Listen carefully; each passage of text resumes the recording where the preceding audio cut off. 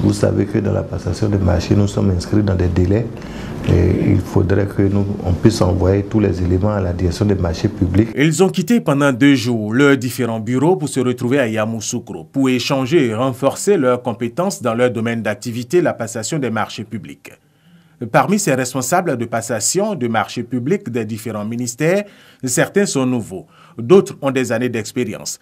Mais pour les responsables de la NRNP, de la DMP, avec l'évolution des textes dans ce secteur sensible où il est question de deniers publics, il faut éviter les erreurs, d'où la formation. Nous pensons que nous avons beau avoir les meilleurs textes, on a beau avoir les moyens financiers, on a beau avoir un beau cadre institutionnel et réglementaire, c'est d'abord les ressources humaines.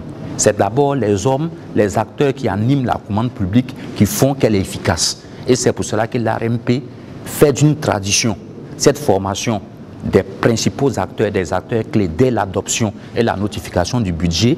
La commande publique, selon les experts de la NRNP, de la DMP, doit par ailleurs être planifiée pour éviter que l'exercice soit périlleux au cours de l'année.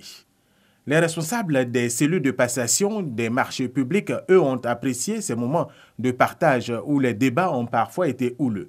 Parce que pour eux, à côté de la primauté du droit qui régit leur secteur d'activité, il faut la réactivité pour bien dérouler et surtout éviter toute forme de pression. Au terme de leur formation, tous ces animateurs de la commande publique ont promis, en plus de la planification de leur méthode de travail, lutter efficacement contre la corruption et autres formes de malversation dans la passation des marchés publics.